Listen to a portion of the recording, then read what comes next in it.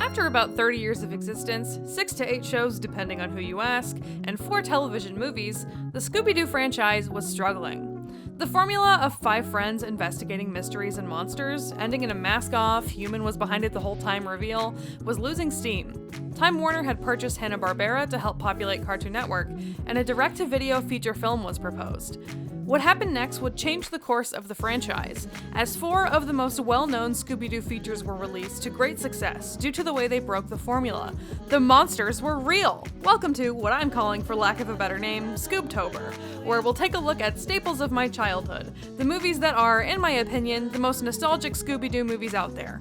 Buckle in and get ready for a month of monsters that can't be defeated by taking off their masks. This just gets better and better. Maybe from where you're standing.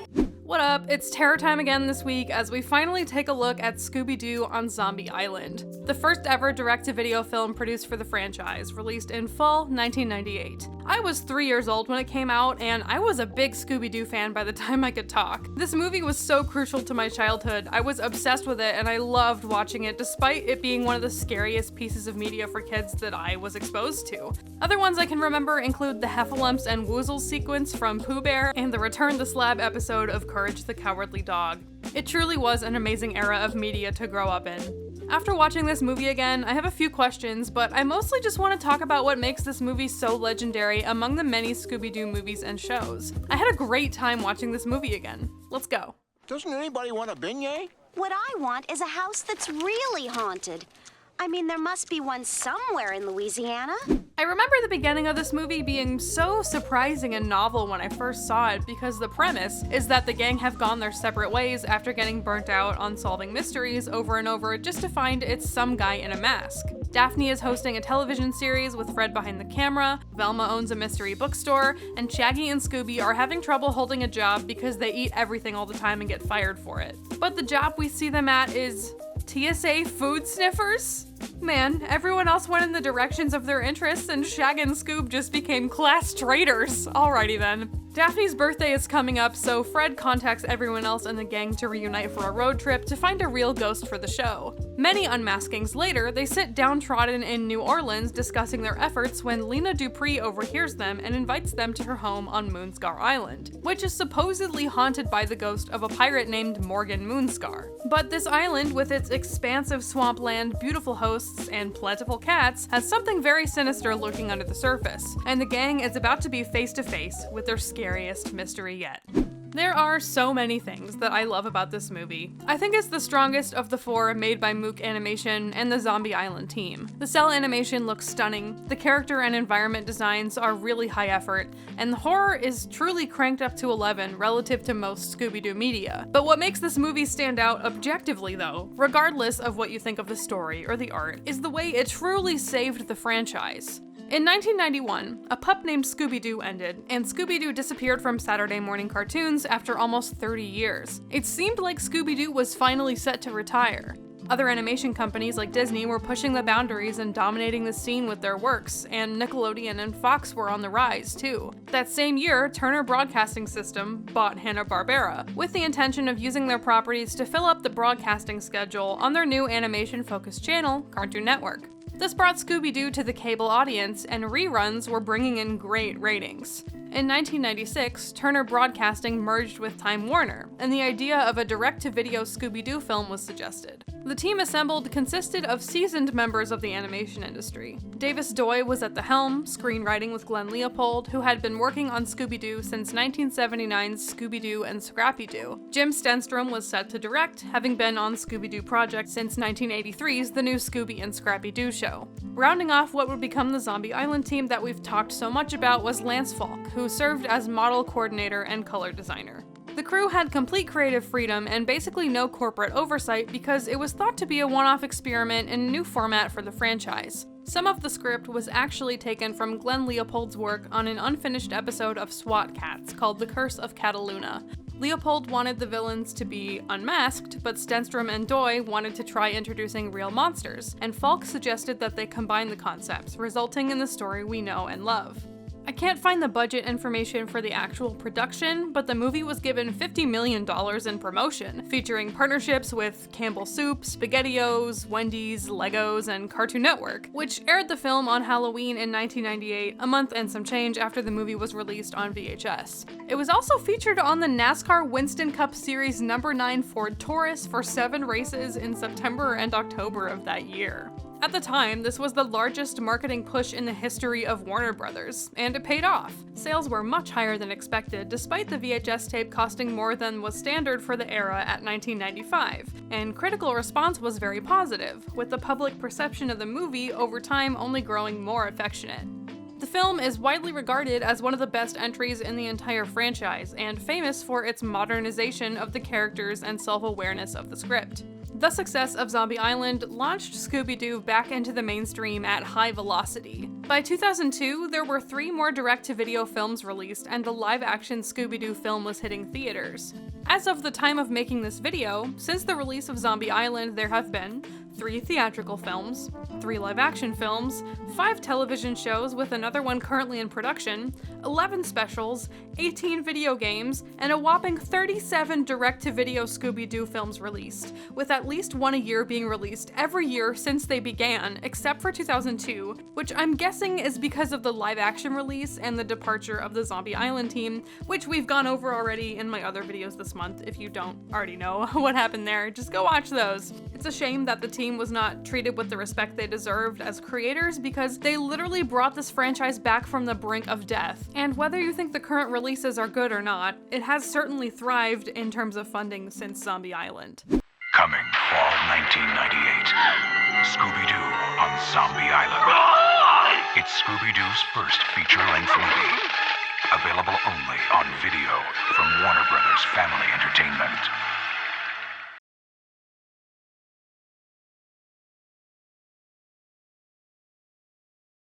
It's an offer from Wendy's that would excite anyone. Scooby-Doo on Zombie Island toys. You can discover the answer to the age-old question, where is Scooby-Doo? With a little patience, you can unravel this mystery at Wendy's. Now one Scooby toy in every Wendy's Kids meal purchased. You can collect all 5. Alright, sweet. With the title of the video explained, now let's get into the fun stuff. The subjective stuff. The art appreciation. The questions. Third Eye Blind did the theme song for this one, and I love its kind of drum and bass inspired instrumentation. It's upbeat and carries the mood of the 90s, but still fits the vibe really nicely of the chase sequence and the movie at large. I also am quietly a Third Eye Blind fan, as some of their albums really got me through high school, and I hold them close to my heart still. We've also got The Ghost Is Here and It's Terror Time Again by Sky Cycle, giving us 2 really fun montage songs that are some of my favorites from the entire franchise. Another old favorite is the Daydreamin' montage from Scooby-Doo Where Are You episode, Jeepers It's Creepers. That song stuck with me since childhood. Anyway, hearing It's Terror Time Again after so many years had me hyped as fuck. It's a banger. I've had it stuck in my head all week, but I think that sequence could have benefited from zombie sounds in some of the shots, because it feels a little weird only just occasionally hearing them screaming and the music, but not hearing any like zombie moaning. You know, it just seems like it should be there and it's not.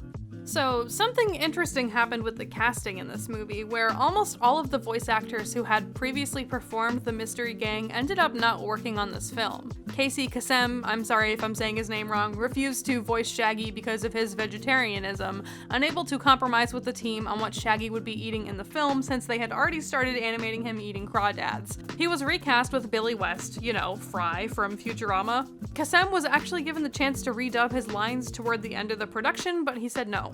Scooby's voice actor Don Messick had passed away in 1997, so Scott Inez took over the role.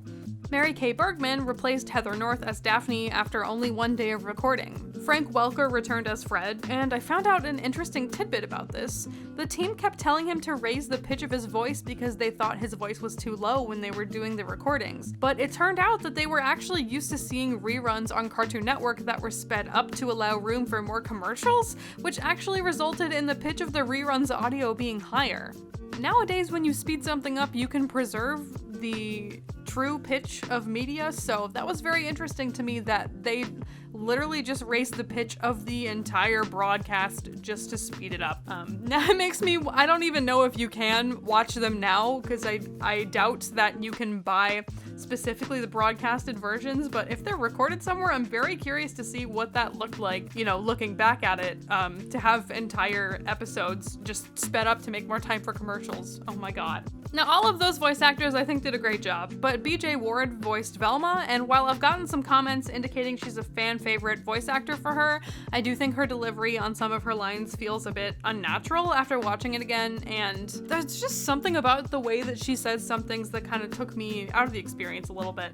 After rewatching all 4 of these movies, I think the Zombie Island team was trying to take turns focusing on different characters in the Mystery Gang in the movies they made. Zombie Island places the focus on Daphne and Fred with their show.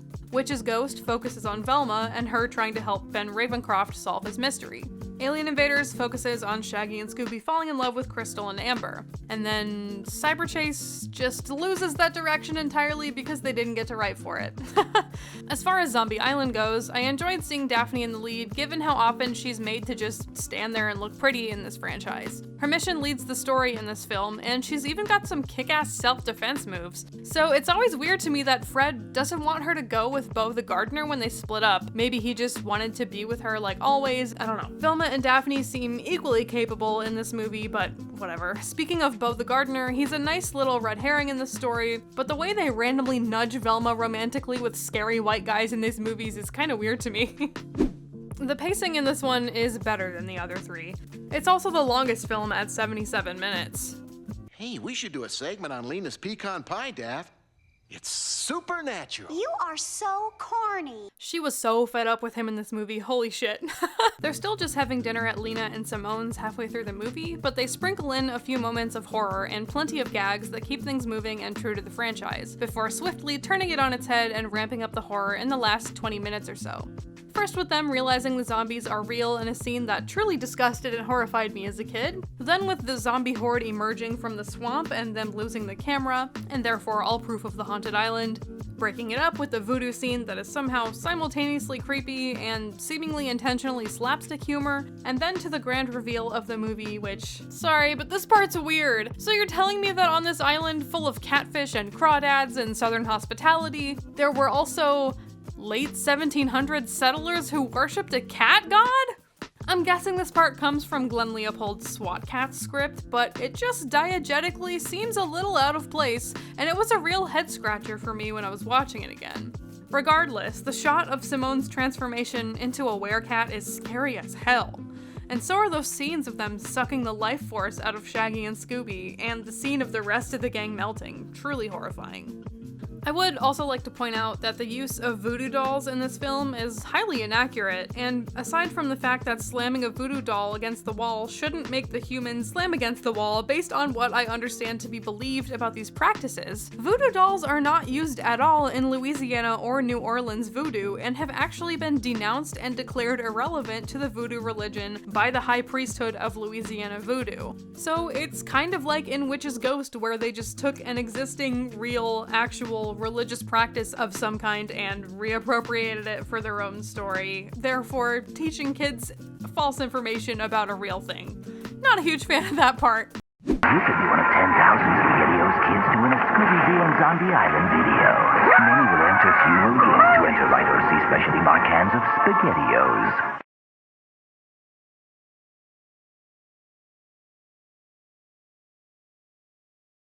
In the world television premiere, it's Scooby Doo in a brand new movie adventure.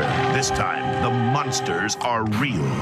Cartoon Network's Cartoon Theater presents Scooby Doo on Zombie Island. Tonight at 8, only on Cartoon Network. I really like the costume redesigns in this film. The studio felt that Fred and Daphne, in particular, were way too 60s and needed a makeover, and the vibes they went with perfectly fit the southern atmosphere of the film and the more grown-up age of the characters. Fred's redesign with the vest and no ascot kind of gives him a fisherman vibe that works really nicely in the New Orleans environment. Scooby, Shaggy, and Velma retained their looks, but I would love to see if the team had any ideas that didn't get used for updating Velma's outfit further. They changed her pleated skirt to a circle skirt, or a mini skirt, made her socks shorter, and swapped her Mary Janes for loafers, which definitely does update the outfit, but she still looks a little dated to me when you see her next to the other redesigns. Without her headband and scarf, Daphne at certain points feels slightly unrecognizable to me. Her design reminds me of the retro Barbie movies or Gem and the Holograms, which isn't a bad thing, but I can't think of any other instance, including the other movies I've talked about this month, where she looks like a Barbie character. It's still a very pretty look for her. My only actual gripe is the pink lipstick they gave her in this movie sometimes looks downright neon, and it just doesn't really sit right with the rest of her face. Sorry, I couldn't help it over here. Well, I have never met a pair who ate so much. Of course not. I'm glad you like it. Help yourselves. I think that says all I had to say about Lena. The art in this movie is absolutely stunning. Of the traditional cell animation era, I think this might be the best Scooby Doo ever looked. The animation goes above and beyond in this movie, and it really feels cinematic and like the animators were flexing their technical prowess. The color design, the line work, it's stunning. I watched it 3 times to make this video, and I still wanted to keep watching it because it's just so incredibly pleasing to look at. One of my favorite things about it is the moments where the shot seems to focus on the foreground or background as if it were being captured on camera rather than animated, which makes everything feel so real. There are so many shots in this movie that do interesting things with perspective and panning that must have taken a buttload of work, and I have endless appreciation for it. Because of the way cell animation works, and especially so due to the efforts in this movie, things feel like they really are behind and in front of each other and possess a dimensionality that I feel is lost in a lot of modern digital animation. I do also admittedly really enjoy the slight wonkiness that occurs at times from hand drawing every frame rather than having things super rigged and standardized. The line work is so soft and precise, and the colors are so moody and beautiful. Scooby Doo on Zombie Island is a shining example of innovation in storytelling for a franchise, and the new heights that an old and tired property can be brought to if left in the right hands. Davis Doy, Glenn Leopold, Jim Stenstrom, and Lance Falk were a dream team of animation professionals who did everything they could to create new and interesting stories for Scooby Doo. And their first effort saved the Mystery Gang from early retirement. Zombie Island takes the classic campy, mysterious paradigm and turns it on its head, leaving the cast and the viewer shocked, scared, and entertained in a very fresh and exciting way. Even watching it 24 years after its release at my big age, I was on the edge of my seat, totally glued to the screen. I consider it to be the strongest movie in the franchise.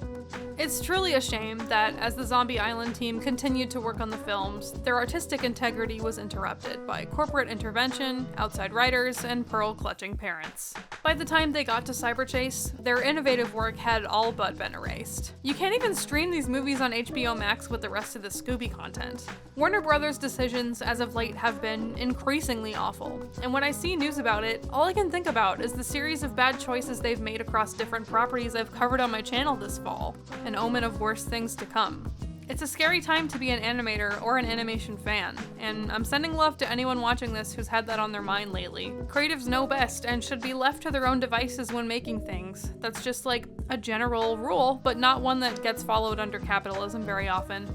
I've learned so much about the Scooby Doo franchise while making these videos this month. It's ended up being about an hour of content now that this video is out. It's definitely the most I've made in 1 month since I started taking this seriously, and it's helped me fall back in love with editing and YouTube in general. I'm having fun with these now, and I've gotten a lot faster with it. My channel has seen a significant amount of growth, and I've received so many cool and interesting comments from y'all watching every week. I'm really appreciative of having so many eyes on my work all of a sudden, and I don't take this stuff for granted even for a second.